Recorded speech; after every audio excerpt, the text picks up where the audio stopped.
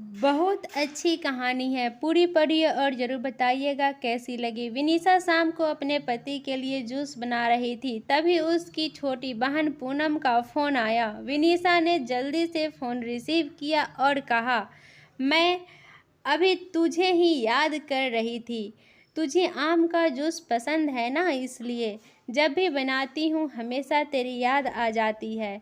पर विनीशा की बहन पूनम बिल्कुल खामोश थी। जब विनीशा ने उसकी खामोशी का कारण पूछा तो पूनम की सिसकियों की आवाज़ विनीशा के कानों में साफ सुनाई पड़ रही थी। विनीशा बहुत घबरा गई। उसने पूनम से जोर देकर पूछा कि आखिर हुआ क्या है। तब पूनम ने डरते डरते बताना शुरू किया, अभी मेरे मोबाइल पर किसी अनजान व्यक्ति का फ़ोन आया था और वह मुझे कह रहा था कि वह मुझे जानता है और उसके पास मेरी कुछ फ़ोटोज़ है, जो अगर मैंने उसकी बातें और शर्त नहीं मानी तो वह उन फ़ोटो को इंटरनेट पर डाल देगा। तब विनीशा ने पूनम से कहा, पूनम ऐसे ही कोई गलत नंबर होगा, कोई सिरफिरा ऐसे ही तेरे मज़े ले रहा होगा, तू डर मत, ऐसा कुछ नहीं होगा ऐसा वैसा। तब पूनम ने घबराते हुए कहा, दीदी मुझे उस इंसान से डर नहीं लग रहा, पर मुझे उसकी बातों से बहुत डर लग रहा है। यह कहकर पूनम रोने लगी। तभी विनीशा ने कहा, तो बताना उस इंसान ने क्या कहा तुझे। तब पूनम बोली, उसने मुझसे कहा है कि अगर वह मेरी फ़ोटो इंटरनेट पर नहीं डाले तो मुझे उसकी सारी मांगें पूरी करनी होगी।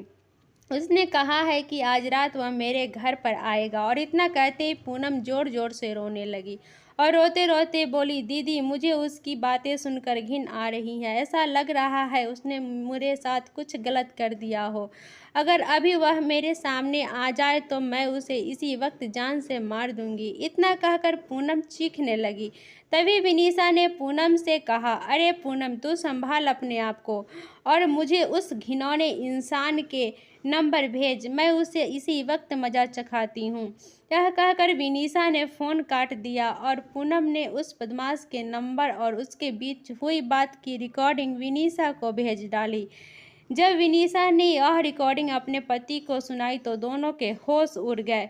विनीशा और पूनम दो बहनें हैं। उनकी मम्मी का अभी 3 साल पहले ही देहांत हो चुका है और विनीशा की शादी अभी 1 साल पहले हुई थी। घर में बस अब उसके पापा और पूनम ही हैं। अब मोबाइल पर ऐसी धमकी भरी अश्लील बातें कोई भी बेटी अपने पिता को आसानी से नहीं बता सकती, इसलिए पूनम ने ये सारी बातें अपनी दीदी विनीशा को बतलाई। अगले दिन विनीशा और उसका पति पुलिस स्टेशन पर जाकर उस इंसान के खिलाफ पुलिस कंप्लेंट करवा आए। बाद में जब पुलिस ने छानबीन की तो पता लगा वह लड़का पूनम के मोहल्ले का ही निकला, जो मानसिक गंदगी से पीड़ित था। उसकी सोच और उसके विचार हर एक लड़की के प्रति घिनौनी नज़रें रखते थे।